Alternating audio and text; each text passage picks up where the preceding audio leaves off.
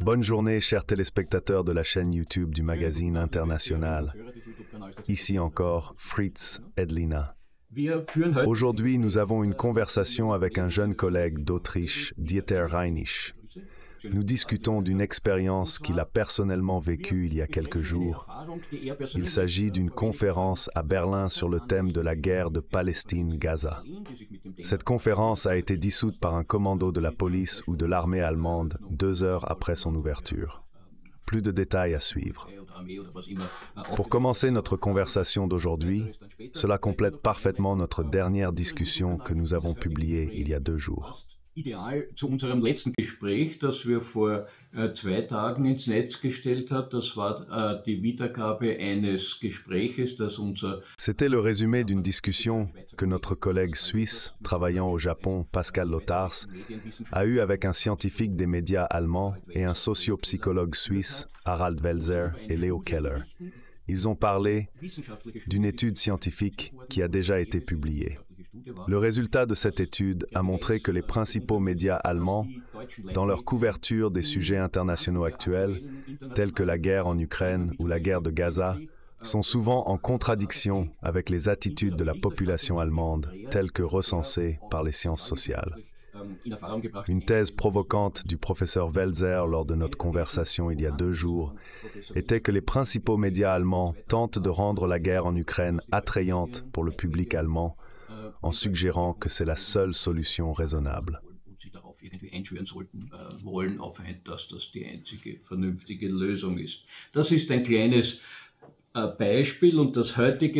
Ceci est un petit exemple, et l'exemple d'aujourd'hui tente, à travers un événement survenu il y a 1 ou 2 jours, de fournir la preuve, ou du moins des indices, montrant qu'il existe effectivement des contradictions flagrantes en Allemagne. Elles existent entre la direction politique, gouvernementale, médiatique et le public. Les dirigeants en politique et dans les médias recourent désormais à des méthodes avec lesquelles ils veulent imposer leurs opinions.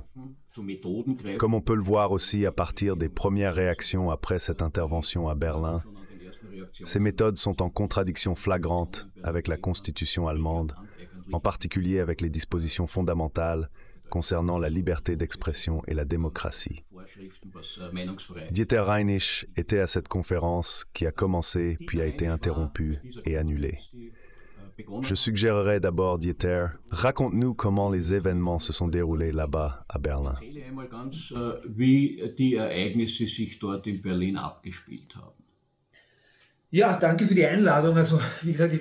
Oui, merci pour l'invitation. Comme je l'ai dit, j'étais à Berlin ce week-end pour couvrir la conférence. Il s'est passé beaucoup de choses à différents niveaux, ce qui est tout simplement scandaleux dans l'ensemble. Cela concerne à la fois le comportement des autorités, en ce qui concerne le reportage et la répression, et l'agressivité de la police à Berlin.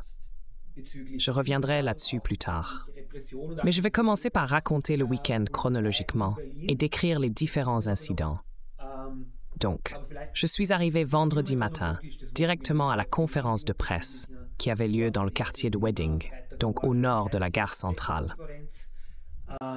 Die im Stadtteil Wedding war, also nördlich des Hauptbahnhofs. Da war, wie ich mit dem Taxi hingekommen bin, zur Pressekonferenz. En prenant le taxi pour la conférence de presse, il y avait déjà un important dispositif policier sur place. De plus, il y avait une contre-manifestation pro-israélienne. Un groupe de 20 à 30 personnes avec des drapeaux israéliens se trouvait non loin de la conférence de presse. Celle-ci se tenait dans un bureau d'un groupe de solidarité pour le Sud global. Il est également important de mentionner que les 2 principaux organisateurs de la conférence étaient des Voix juives pour une paix juste et DiEM25. Ce dernier est un nouveau parti qui se présente également aux élections européennes et dont fait partie l'ancien ministre des Finances grec, Yanis Varoufakis.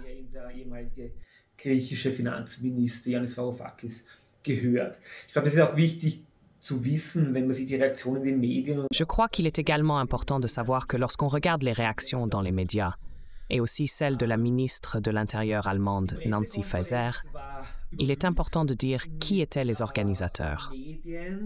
La conférence de presse était bondée de représentants des médias, y compris de très nombreux médias allemands, comme RBB, Deutsche Welle, Deutschlandfunk, ARD, ZDF, mais aussi de nombreux médias internationaux, surtout du monde arabe, comme Al Jazeera, ainsi que des agences turques et des rédacteurs de journaux en ligne. New Arab, par exemple, était représenté, ainsi que des médias de Hong Kong, d'Espagne, y compris la nouvelle chaîne Canal Red et le journal Diario Red. L'atmosphère lors de la conférence de presse était extrêmement hostile, marquée par des questions intrusives de la part des médias allemands. Es waren aufdringliche Fragen von den deutschen Medien. Es ist eigentlich nur darum gegangen, warum darf die Springer-Presse nicht da sein? Il s'agissait en fait seulement de savoir pourquoi la presse Springer n'était pas autorisée à participer. La discussion tournait principalement autour de la question de savoir pourquoi les journalistes de la presse Springer se voyaient refuser l'entrée, ce qui était dû à leur couverture extrêmement biaisée. Ils avaient écrit des semaines à l'avance sur un congrès d'antisémites.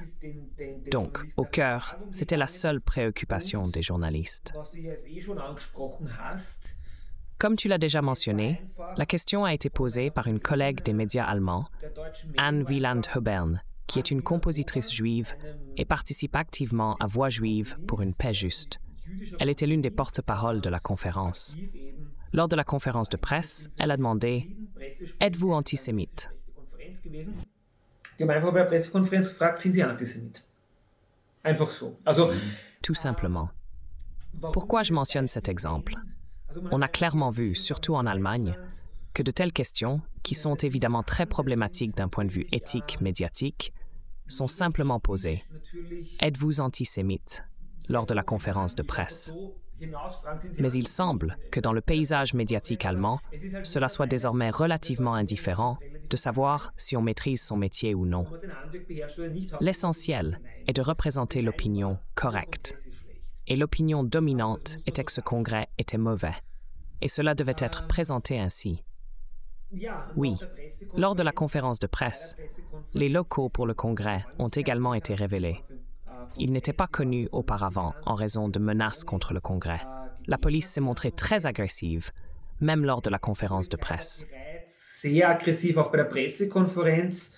Ein Aktivist hat auf einen Baugerüst. Un activiste a accroché le drapeau de la Palestine sur un échafaudage en face de la salle où se tenait la conférence de presse et a été arrêté par la police pour cela. La conférence devait initialement avoir lieu à Südberlin-Tempelhof, près du haut de la vieille ville de Tempelhof. L'enregistrement était prévu entre 12 et 14 heures, et le début de la conférence était fixé à 14 heures.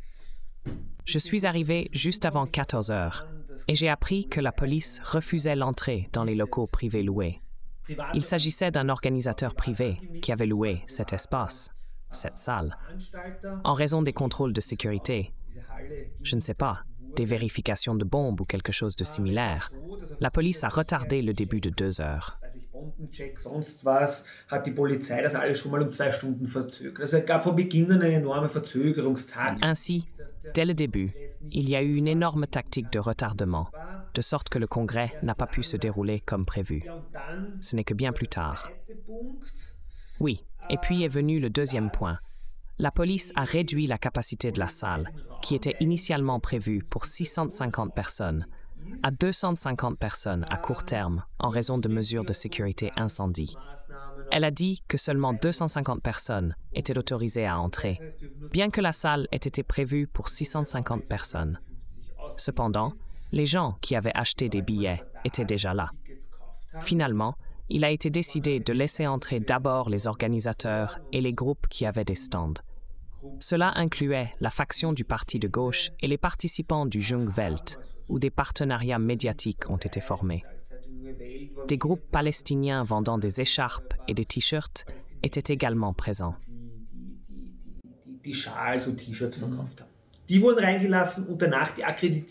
Ils ont été laissés entrer, puis les médias accrédités. Parmi les médias accrédités, il y avait principalement des médias internationaux. D'Allemagne, pour autant que je sache, la Junge Welt et le Neue Deutschland étaient accrédités. Avec les organisateurs et les représentants des médias accrédités, les 250 places étaient presque déjà toutes attribuées. Cela signifie que pratiquement tous ceux qui avaient acheté des billets n'ont pas été laissés entrer par la police. J'étais accrédité, je suis entré dans le lieu de l'événement. La salle était au premier étage. En montant, j'ai vu que toute la salle était pleine de policiers armés.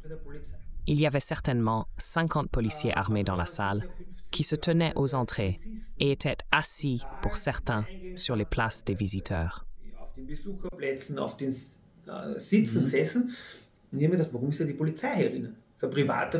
Je me demandais pourquoi la police était présente alors qu'il s'agissait d'un lieu privé. Je me demandais encore plus pourquoi elle était armée.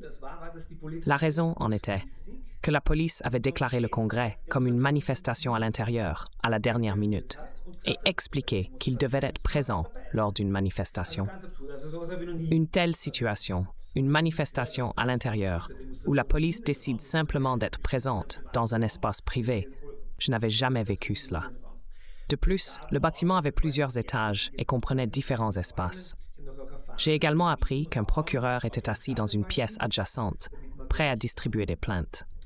Il suivait l'événement par caméra. Mitverfolgt der Staatsanwalt und irgendwann Et à un moment donné, j'ai remarqué qu'à l'autre bout de la salle, la police avait tendu un ruban de barrage derrière les sièges. Soudain, de nombreux journalistes non accrédités sont entrés.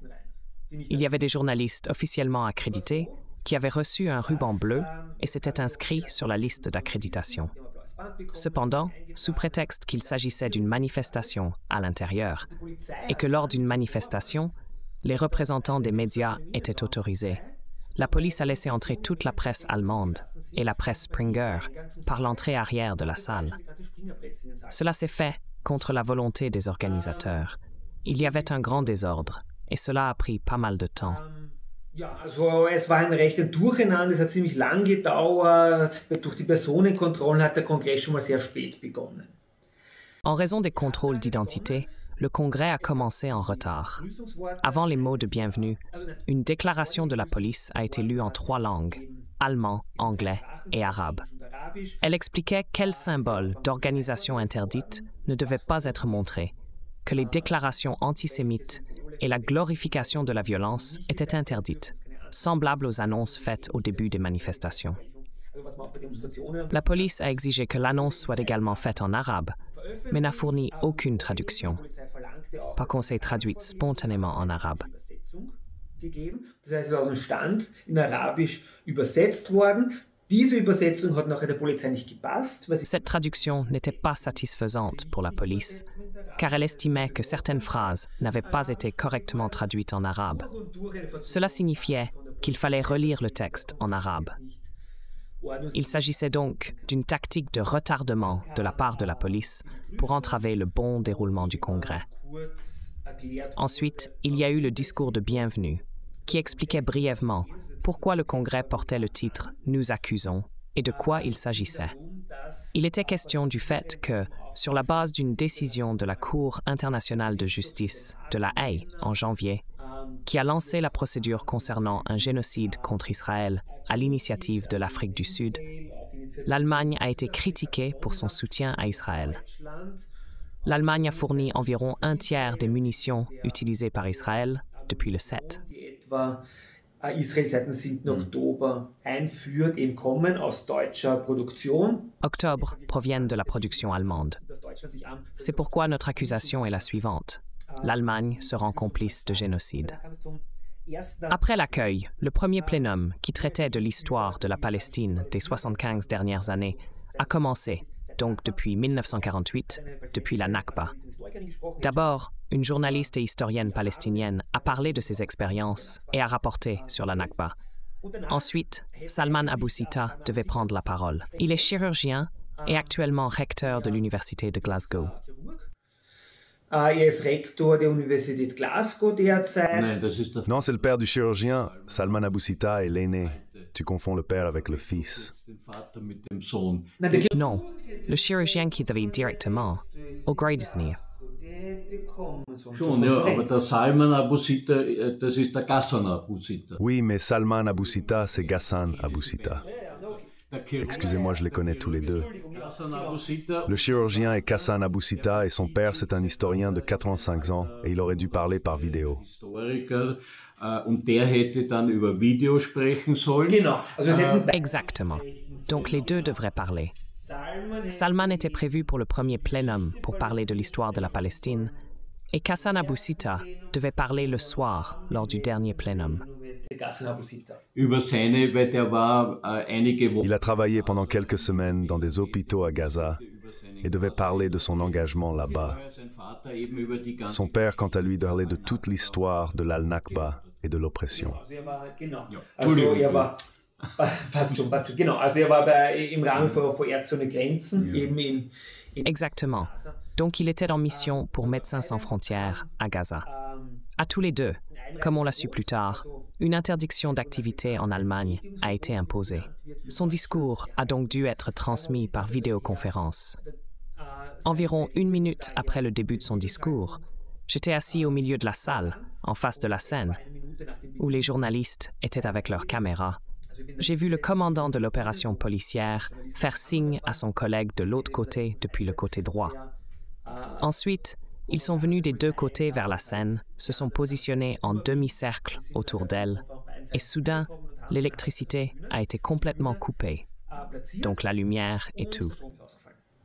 Komplett, also auch das Licht und alles. Das war, dass die Polizei hat den Strom gekappt. C'était ainsi que la police a coupé l'électricité. Au début, il n'était pas clair de quoi il s'agissait exactement. L'organisateur a immédiatement demandé le calme, afin de pouvoir négocier efficacement avec la police sur ce qui se passait réellement. Oui, nous avons appris plus tard que l'électricité avait été coupée pour mettre fin au live stream. La police a d'abord argumenté qu'il devait vérifier la vidéo avant qu'elle puisse être diffusée, à cause de son contenu. Des négociations ont eu lieu, également avec l'avocate. Il y avait une équipe d'avocats au Congrès et l'avocate principale, Nadia Samouad, a également négocié avec la police dans l'espoir que le Congrès puisse continuer et que la vidéo puisse être diffusée plus tard.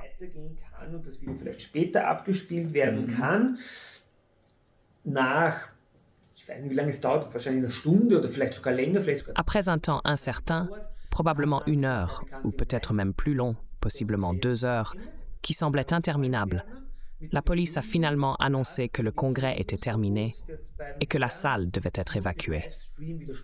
La raison invoquée était que le live stream pourrait atteindre un certain nombre de personnes en Allemagne, ce qui contredirait l'interdiction d'activité des deux messieurs. Suite à cela, l'évacuation de la salle a commencé. Les organisateurs voulaient continuer le congrès, mais le parquet a immédiatement annoncé que toute manifestation de remplacement serait également interdite.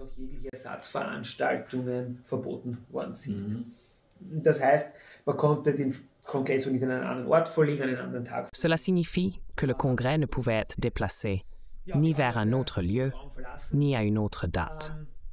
Après que nous ayons quitté la salle, il y avait aussi un groupe d'activistes autrichiens, principalement venus de Students for the Palestine Cause et de l'association Dara Janub. Je suis resté un moment à l'extérieur de la salle des événements avec d'autres journalistes et collègues. À un moment donné, j'ai reçu un appel des Viennois qui étaient à Berlin. Ils m'ont informé qu'ils avaient été arrêtés et que je devais venir rapidement. Lorsque je suis arrivé, 2 des Viennois avaient déjà été retenus par la police dans la rue. Après vérification de leur identité et fouille de leurs sacs, ils ont été relâchés.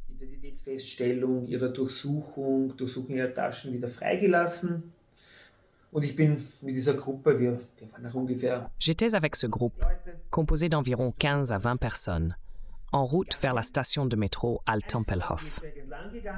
Nous marchions simplement sur le trottoir, tandis que 3 voitures de police roulaient à notre hauteur à allure réduite.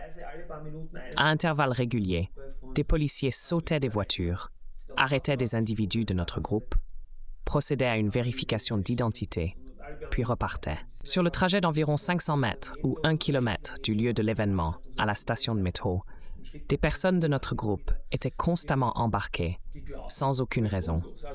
Nous étions juste en chemin vers le métro. Finalement, lorsque le groupe de Vienne est entré dans la station de métro, la police a suivi et a également arrêté des personnes dans la zone du métro. Im U-Bahn-Bereich auch noch Personen verhaftet Une personne a été arrêtée et fouillée par la police sous le prétexte de chercher des armes. Nous avons alors consulté un avocat qui faisait partie de l'équipe d'avocats. Il a pu clarifier la situation, permettant à la personne de partir après environ une demi-heure. Cependant, il s'agissait purement de harcèlement de la part de la police. C'était vendredi.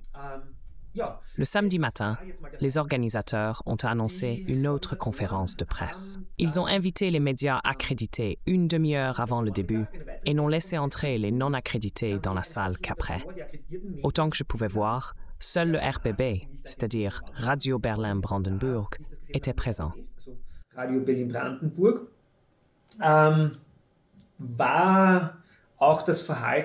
Le comportement de la RBB était, il faut le dire franchement, assez mauvais.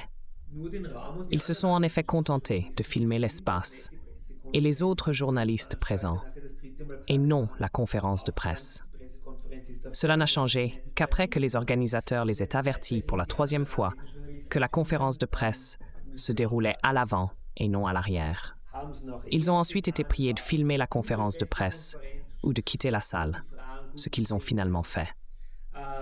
La conférence de presse elle-même était très informative, avec de bonnes questions et déclarations.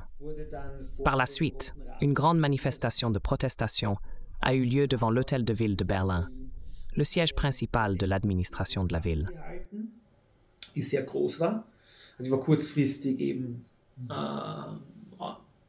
Le rassemblement a été convoqué à la dernière minute parce que le congrès a été empêché. Avant de parler de ce qui s'est passé lors de la manifestation, je devrais également mentionner ce qui s'est passé vendredi soir. Nancy Faeser, la ministre allemande de l'Intérieur du SPD, a publié une déclaration dans laquelle elle critiquait le comportement de la police allemande. Elle a souligné que ce n'était pas la police de Berlin, mais une unité de la police anti-émeute de Duisburg, en Rhénanie du Nord-Westphalie. C'était également cette unité qui a plus tard pris d'assaut le Congrès. Vendredi, un total de 900 policiers étaient en service, bien que seulement 650 participants à la conférence aient été enregistrés. Il y avait donc plus de policiers que de participants sur place, avec en particulier une unité de la police anti-émeute de Duisburg présente.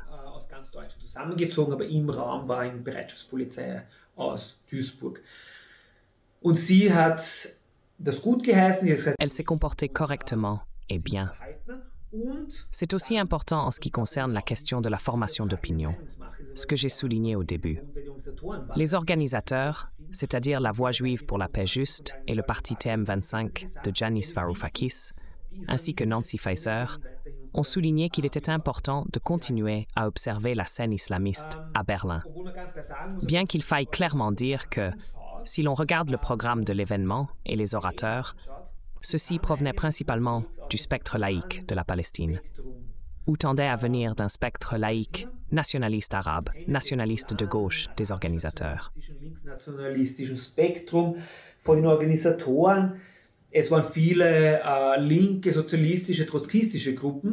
Il y avait de nombreux groupes de gauche, socialistes et trotskistes impliqués. Rien n'indiquait qu'il y avait des liens avec des groupes comme le Hamas ou le Djihad islamique palestinien. Par conséquent, l'accusation selon laquelle il s'agirait d'un rassemblement de la scène islamiste est totalement absurde. De plus, il y a eu 2 arrestations dans la salle de l'événement vendredi, et les 2 personnes arrêtées étaient des activistes de confession juive, de la Voix juive pour la paix juste. Cette information, cependant, n'a pas été communiquée de manière adéquate dans les médias allemands. La manifestation s'est ensuite rassemblée devant l'hôtel de ville et était très importante. Hat sich dann vor dem Rathaus versammelt, sie war sehr, sehr groß. Ja? Also wir haben auch Personen aus Berlin. Des personnes de Berlin on dit que c'était de loin la plus grande manifestation de cette année. Elle a ensuite traversé le centre-ville de Berlin en direction de la Friedrichstraße. Elle était pacifique et bruyante. Les organisateurs parlent de 9000 participants. J'ai réalisé une interview avec la porte-parole de la police allemande, Beate Ostertag. Lors de sa conférence, elle a dit que les chiffres qu'elle avait reçus s'élevaient à 1900 participants. Personnellement, j'estimerais qu'il y en avait certainement entre 5000 et 6000. Donc, je ne sais pas s'ils étaient 9000, mais elle était grande, surtout pour une manifestation qui a été annoncée si soudainement. Il y a eu constamment des affrontements et des arrestations par la police, dont j'ai également documenté plusieurs.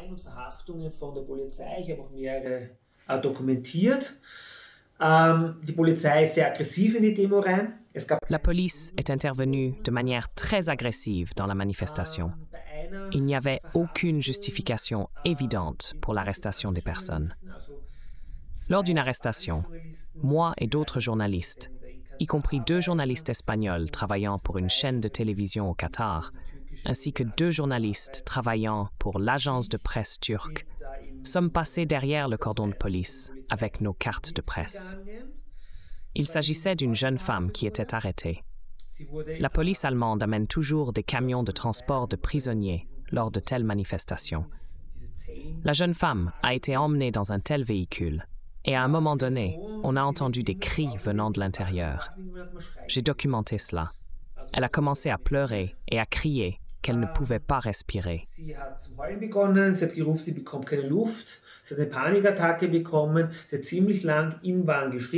Elle a eu une crise de panique et a crié assez longtemps dans la voiture. Ensuite, elle a été emportée hors du véhicule par la police. À plusieurs reprises, elle a vomi dans la rue et crié qu'elle ne pouvait pas respirer. Malgré nos indications, il a fallu une demi-heure avant qu'un ambulancier n'arrive, bien que nous soyons en plein centre de Berlin, où normalement les ambulanciers sont présents lors des manifestations. Nous avons tenté à plusieurs reprises de parler au chef d'intervention, car mes collègues journalistes étaient également gênés dans leur travail par la police, même après que nos cartes de presse aient été vérifiées.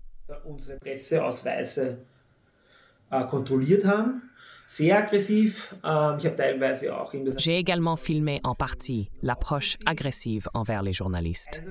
Il était en quelque sorte impossible de trouver un chef d'intervention. Apparemment, il n'était plus responsable. La jeune femme a vomi sans interruption pendant presque 15-20 minutes. La police allemande n'a pas appelé de secouristes. Nous avons déposé une plainte dans laquelle nous avons exprimé le souhait de parler au bureau de presse. Beate Ostertag, la porte-parole de la police allemande, est effectivement arrivée après une demi-heure. Au début, elle voulait parler avec nous off-record. Puis, nous avons expliqué que nous souhaitions une déclaration officielle.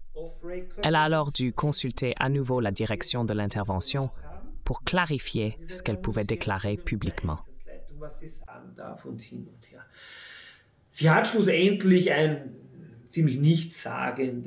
Elle nous a finalement donné une déclaration assez insignifiante. Elle a dit qu'à ce moment-là, il y avait eu 6 arrestations.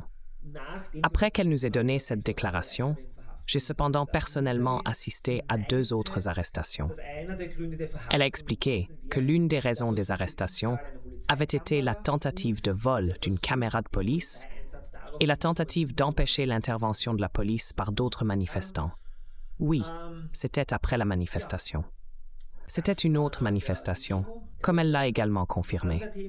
Encore une fois, 900 policiers de différentes régions d'Allemagne, y compris la Rhénanie du Nord-Westphalie et la Saxe, étaient impliqués.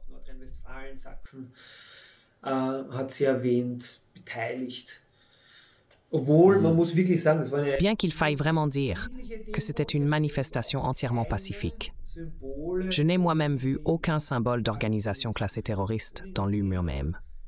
Donc, ni le Hezbollah, ni le Hamas, ni le FAN, ni rien d'autre n'était présent à la manifestation. Il y avait principalement, et il faut aussi le dire, relativement peu d'Arabes là-bas. Il y avait beaucoup de gauchistes allemands présents. Donc des drapeaux rouges, le marteau et la faucille, diverses organisations trotskistes et communistes étaient très fortement représentées. Sinon, il n'y avait vraiment que des drapeaux nationaux, comme ceux du Liban, du Yémen, de la Palestine, mais aucune organisation arabe. Keine arabischen Organisationen waren zu sehen. Also welche verbotenen Symbole, die Verhaftungen. Alors, quel symbole interdit aurait pu provoquer les arrestations? Je ne suis pas clair. Et la porte-parole de la police n'a pas pu fournir d'informations à ce sujet. C'était samedi. Dimanche, il y a eu un live stream des organisateurs où certaines parties du programme ont été rattrapées. Après cela, j'ai visité un camp de protestation devant le Reichstag allemand dans le parc. Quelques jours avant la conférence, un camp de solidarité avec la Palestine s'était formé là. Il y avait quelques dizaines de tentes où de jeunes activistes campaient et organisaient des événements. Chaque jour, à 17h30, un rassemblement avait lieu, auquel environ 150 personnes participaient, selon les organisateurs. En face du Reichstag, 3 grandes bannières étaient dressées. Es gab 3 große Transparente gegenüber vom Reichstag. Eines war Kritik an der Medienberichterstattung der deutschen Medien. L'une critiquait la couverture médiatique des médias allemands, une autre exigeait la fin du génocide et la troisième, la cessation du soutien allemand au génocide. C'étaient les 3 principales revendications. Là aussi, il y avait une énorme présence policière et des tracasseries dues aux conditions imposées. L'une des conditions de la police était que, dans toute la zone du camp de protestation, on ne pouvait parler qu'en allemand ou en anglais. J'ai entendu dire qu'en raison de cette règle, il y a eu des entraves et même des arrestations, parce que certains participants musulmans faisaient leurs prières. Comme celles-ci ne se faisaient pas en allemand ou en anglais, cela a conduit à des arrestations. Und dass das eben nicht in Deutsch und Englisch Sprache war, dass es dadurch Verhaftungen gegeben hat. Und schlussendlich gab es nachher... Et finalement, après mon départ, le camp de protestation a été partiellement évacué dimanche soir, car l'un des orateurs, lors d'un rassemblement de protestation, aurait fait des déclarations qui ont conduit à l'arrestation et à l'évacuation du camp de protestation. Je ne sais pas exactement ce qui a été dit. En résumé, je suis politiquement actif de différentes manières, également dans différents pays. Dans de nombreux pays européens, je n'ai pas vécu une approche aussi agressive de la part de la police que celle que j'ai vécue pendant 3 jours à Berlin au cours des derniers 25 ans. J'ai aussi passé beaucoup de temps en Irlande du Nord, où la police se déplace avec des véhicules blindés et agit de manière agressive contre les activistes pacifiques. Je n'ai jamais vécu quelque chose de tel auparavant.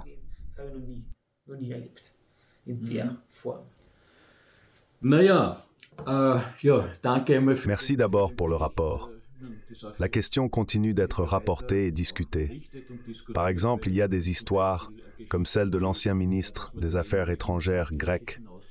On ne peut certainement pas l'accuser d'être un fanatique islamiste. Pourtant, il a été soumis à une interdiction de séjour et d'activité. J'ai fait des recherches et juridiquement, ce n'est pas tout à fait clair ce que signifie exactement une interdiction d'activité. Rechtlich ein bisschen unklar ist, was ist eigentlich ein Betätigungsverbot. Also es scheint hier zu sein, einerseits das Bestehen... Il semble que d'une part, les possibilités juridiques existantes soient exploitées à l'extrême. Si, selon les autorités, elles ne suffisent pas, on cherche créativement de nouvelles restrictions. Selon l'opinion de principaux constitutionnalistes allemands, celles-ci sont clairement absolument illégales, donc anticonstitutionnelles. Que cela vienne d'une ministre des Affaires étrangères social-démocrate n'est peut-être pas si pertinent dans ce contexte. Il est évident que c'est maintenant l'interprétation de ce que signifie la raison d'État allemande. La raison d'État allemande signifie simplement que l'Israël est soutenu sans si ni mais. Cela inclut également, comme mentionné au cours de l'année, que le soutien se poursuit même pendant la guerre, donc après le 8. Das ja auch erwähnt, dass man sogar während des Krieges, also nach dem 8. Oktober, weiterhin deutsche Waffen und Munition. Octobre continue de fournir des armes et des munitions allemandes à une armée en guerre contre laquelle l'accusation est portée qu'elle cause un génocide. C'est vraiment une histoire très étrange et préoccupante. C'est pourquoi aussi mon introduction à cette présentation des deux journalistes. Peu à peu, certaines actions qui sont mises en place en Europe, au-delà de ce qui se passe à Gaza ou de manière similaire en Ukraine, deviennent des questions fondamentales. Il s'agit de savoir jusqu'à quel point les gouvernements européens sont prêts à remettre en question et effectivement à dépasser les constitutions, les droits de l'homme et les libertés fondamentales, pour lesquels nous nous félicitons toujours de dire qu'ils sont censés s'appliquer chez nous en Europe, guidés par des valeurs, etc. gelten sollen, in Frage stellen und eigentlich auch schon überschreiten. Und insofern haben wir das jetzt auch zum Anlass genommen. Et c'est pourquoi nous avons repris ce sujet et l'avons examiné à travers un exemple concret, car la situation est vraiment sérieuse. Les signes se multiplient que les autorités européennes, les ministres et la police suppriment ou favorisent les opinions politiques à leur guise, sans tenir compte des règles ou principes existants. Meinungen einerseits zu verhindern und andere zu promoten. Und das ist etwas, was man eigentlich als Medium, aber auch... Et c'est quelque chose que l'on devrait reconnaître en tant que média. Cette information est également diffusée à travers nos médias. Nous le remarquons aussi dans les discussions sur notre chaîne YouTube. Les gens commencent à le remarquer et se rebellent contre cela. Ce serait bien sûr une chose terrible si ces actions provoquaient en réalité une réaction politique qui ne conviendrait vraiment à personne. Car en réalité, en Allemagne, mais aussi en partie en Autriche, ce ne sont pas le centre démocratique et ceux qui respectent les droits de l'homme qui en profitent, mais plutôt des partis et des groupes qui se situent principalement à l'extrême droite et non à gauche.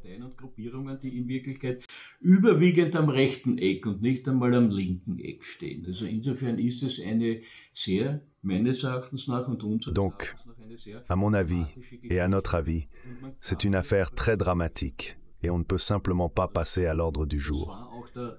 C'était aussi le but de cette conversation.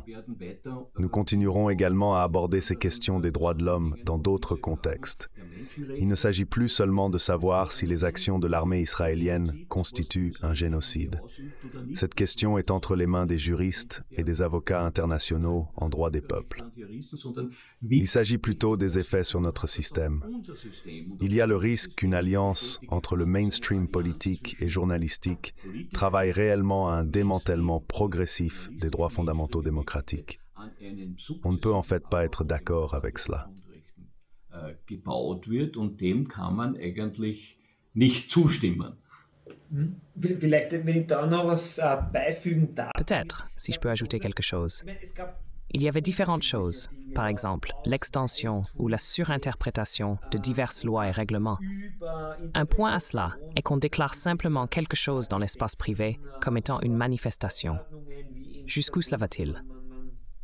Imaginez, nous organisons une fête d'anniversaire chez nous avec 30 personnes et soudainement, la police se présente à la porte en disant qu'elle considère cela comme une manifestation à l'intérieur et souhaite participer. Demonstrationen im Innenraum bei Ihnen und nehmen auch teil. Und wie weit diese Ausdehnung ist, ich glaube, diese Betätigungsverbot. Et jusqu'où s'étend cette expansion, je crois, est rendu évident par les interdictions d'activité. L'avocate Nadja Samur l'a brièvement mentionné, si je le rapporte correctement, lors de la conférence de presse samedi. Le terme d'interdiction d'activité existe apparemment depuis les années 70, mais a été très rarement utilisé, seulement dans des cas exceptionnels, peut-être une fois tous les quelques années. À ma connaissance, il y avait exactement 2 cas en Allemagne avant le week-end. Ils ont été utilisés contre des prédicateurs salafistes qui recrutaient en Allemagne pour Daesh, l'État islamique soi-disant. Für Daesh, im sogenannten Islamischen Staat, rekrutiert haben in Deutschland. Ja? Und nun wird Cette législation est maintenant appliquée contre le recteur de l'université de Glasgow et contre un ancien ministre des Finances grec. Des interdictions d'activité peuvent être prononcées si la présence et l'activité de la personne en Allemagne pourraient menacer l'ordre fondamental libéral démocratique. C'est préoccupant, surtout quand on considère contre qui ces mesures ont été prises. Un chirurgien, un professeur de Glasgow et un ministre des Finances critique. Un procureur en Allemagne voit apparemment dans ces personnes un risque trop grand pour la posture de l'ordre fondamental libéral-démocratique. Ce sont des tendances très problématiques qui se manifestent particulièrement en Allemagne. Sich besonders in Deutschland auftun. Ja, dazu kommt noch, dass der Oui, de plus, Abou Sita est un citoyen binational. Il est citoyen britannique. En tant que Palestinien, il n'a en fait pas de nationalité, car en tant que Palestinien, il est apatride. Il a fait des études, a été formé, et comme dit un haut fonctionnaire scientifique en tant que recteur d'une université, il est britannique. Et Varoufakis, en tant que grec, est même encore membre de l'UE. Cela signifie que l'interprétation de ce que l'on pourrait faire est effectivement très large, et c'est un point où il faut vraiment tirer le frein d'urgence. Il y a aussi suffisamment d'autres exemples où il y a un risque pour certains pays ou partis, l'alarme soit immédiatement sonnée, et la menace pour la démocratie dans tel ou tel pays est immédiatement proclamée.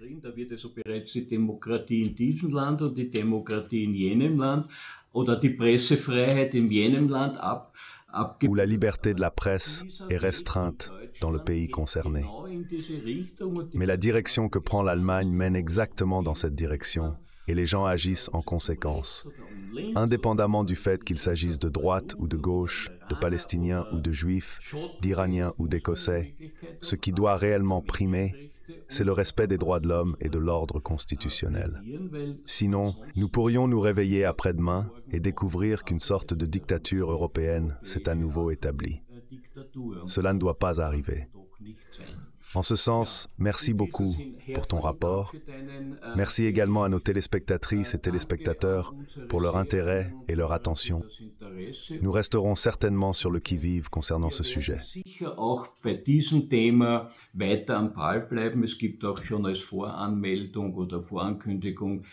Il y a également déjà une préinscription ou une annonce préalable pour tenter de mener une autre discussion avec le professeur Welser. Cela est particulièrement intéressant car il est un journaliste, publiciste et scientifique loué internationalement et en Allemagne. Cependant, il est souvent mis dans un certain coin parce qu'il se confronte à des gens qui sèment la discorde dans les médias mainstream. Le résultat de son travail scientifique montre que des acteurs journalistiques manifestement payés ont pour mission d'influencer les personnes qui ne sont pas encore tout à fait alignées par des mensonges, de la manipulation et des demi-vérités. Dans ce sens, merci beaucoup et à la prochaine. In diesem Sinn, herzlichen Dank und bis zum nächsten Mal.